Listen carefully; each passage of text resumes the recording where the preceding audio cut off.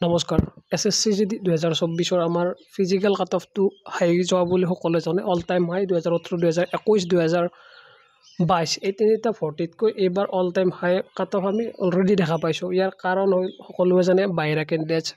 ইয়াতে কওঁ যে মই বাহিৰা কেণ্ডিডেটছৰ কাৰণে আমি যোৱা এবছৰ ধৰি মাতি আহিছোঁ মাতি হোৱা নাই অকল আমি অন দ্য ফিল্ড কাম কৰিছোঁ মানে য'ত যাব লাগে তাতে গৈছোঁ মানে যি কৰিব লাগে তাকে আমি কৰিছোঁ বাই পোষ্ট লেটাৰ পঠোৱা ডিসিক লেটাৰ দিয়া যিমান যি আমাৰ ৰূপজ্যোতি দাহঁতে এতিয়া কৈছে আমি যোৱা বছৰৰ পৰা কৰি আহিছোঁ মই পাৰ্চনেলি বহুত দিছোঁ আৰু আমাক চাইডক আমাৰ বন্ধুসকলেও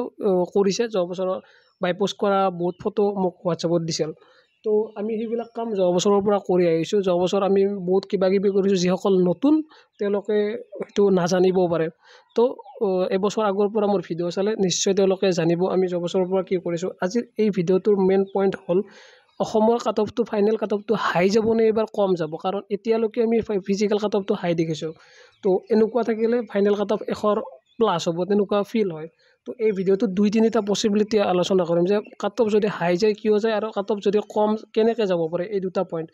মানে অসমৰ কিমান কাট অফ কিমান মাৰ্ক যাব সেইটো এই ভিডিঅ'টোত আমি আলোচনা নকৰোঁ যিসকলে কাট অফ মানে কিমান মাৰ্ক কাট অফ যাব কিমান সেভ স্কোৰ চাব আহিছে এই ভিডিঅ'টো নহয় তেওঁলোকৰ বাবে এই ভিডিঅ'টোত কাট অফ হাই কিয় যাব আৰু কেনেকৈ কম কৰিব পাৰি সেইৰ বিষয়ে আমি আলোচনা কৰিম এতিয়া কথা হ'ল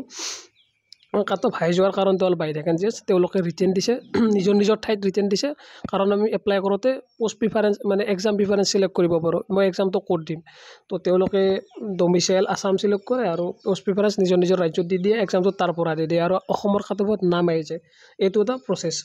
তো এইটো প্ৰচেছ আমি কি হ'ব যদি বাহিৰা কেণ্ডিডেটছখিনি এতিয়া কি হয় আমি 2022 যিখিনি বাহিৰা কেণ্ডিডেটছ ভৰ্তি হৈছিল তেওঁলোকে চাকৰিৰ পৰা ওলাই আছে নিজৰ যিসকলে বন্ধু বা 2022 সিলেকশ্যন হৈছিল তেওঁলোকক সুধিব যে তেওঁলোকৰ লগত থকা বাহিৰা কেণ্ডিডেটছখিনি ওলাইছে নে ওলোৱা নাই তেওঁলোকে ক'ব যে গোটেই খালী হৈ গৈছে তো বাহিৰা কেণ্ডিডেটছৰ সমস্যাটো অলমষ্ট ছল্ভ হৈছে কিন্তু এই প্ৰব্লেমটো এছএছচিয়ে ভালকৈ আমি এছএছচিক আমি হিলাই দিছোঁ যোৱা বছৰ আমি এছএছচিক মানে গম পাই যে এই প্ৰব্লেমটো আছে তো এছএছচিয়ে এইটোও জানে যে বাহিৰা কেণ্ডিডেটে অসমৰ পৰা চাকৰিলৈ আউটো হৈছে তো এইবাৰ মোৰ হিচাপত এছএছচিয়ে কিবা ষ্টেপ ল'ব ডকুমেণ্ট ভেৰিফিকেশ্যনত হৈ বা ফাইনেল মেৰিট পাব্লিক হোৱাৰ আগত কিবা নহয় কিবা ষ্টেপ ল'ব মই এইটো মানে আশাত আছোঁ কিন্তু যদি এজিউম তেওঁলোকে একো নকৰিলে প্ৰত্যেক বছৰৰ দৰে এইবাৰো ছেম হৈ থাকিল তেতিয়া কি হ'ব পাৰে সেই বিষয়ে আজি এই ভিডিঅ'টোত আলোচনা কৰিম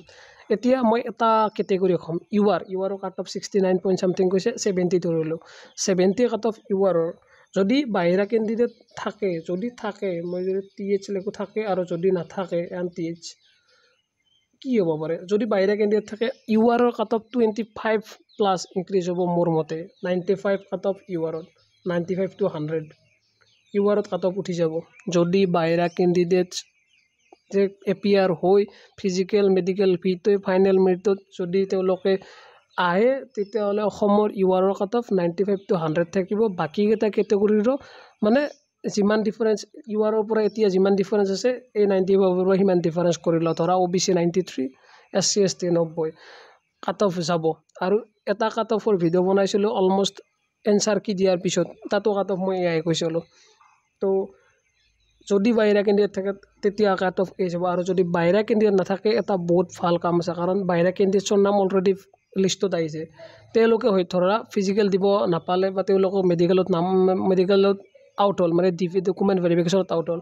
তেতিয়া কি হ'ব জানানে অসমৰ কাট অফ একদম লৈ যাব মানে বহুত লৈ গুচি যাব কিমান লৈ যাব অলমষ্ট 5 পৰা 7 ইনক্ৰিজ হ'ব 76 78ত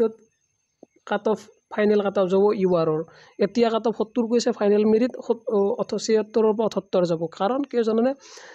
কাৰণটো এনেকুৱা কাৰণ ইয়াতে মেইন পইণ্ট কিয় জানানে তেওঁলোকে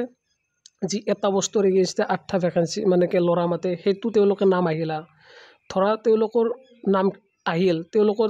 ঠাইত অসমৰ ল'ৰাৰ নাম নাহিল তেওঁলোক যেতিয়া ওপৰৰ মাৰ্ক তেওঁলোকৰ অৱশ্যে ওপৰৰ মাৰ্কৰ ল'ৰা হয় সেইকাৰণে নাম আহিছে তেওঁলোকে যেতিয়া হঠাৎ গায়ব হৈ যাব লিষ্টৰ পৰা তেতিয়া অবভিয়াছলি কাট অফটো বহুত ডাউন হৈ যাব কাৰণ সেইটোৱে তো এই দুটা পসিবিলিটি এতিয়া আছে যে যদি বাহিৰা কেণ্ডিডেট থাকে 95ৰ ওচৰে কাট অফ ইউআৰৰ যাব বাকী কেটেগৰীৰ নিজৰ মিলাই লওক আৰু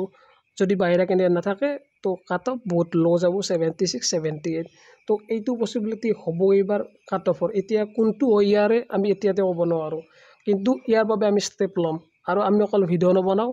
মোৰ লগত কেণ্ডিডেট ওলাব লাগিব ক'ৰবাত যাব লাগে মানে ইয়াতে মই ধৰ্ণা দিয়া মাৰামাৰি কৰা মাৰপিট কৰাৰ কথা মই কোৱা নাই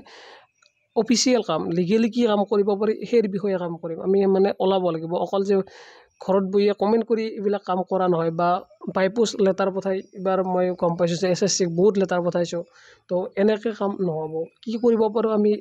অৱশ্যে আলোচনা কৰিম ইয়াৰ বিষয়ে বাকী কাট অফ কি যাব পাৰে দুটাত মানে ধৰক একদম এনালাইজ কৰি যে বাহিৰা কেণ্ডিডেটছ নাথাকিলে কিমান যাব বাহিৰা কেণ্ডিডেটছ থাকিলে কিমান যাব all category girl female border district general district আমি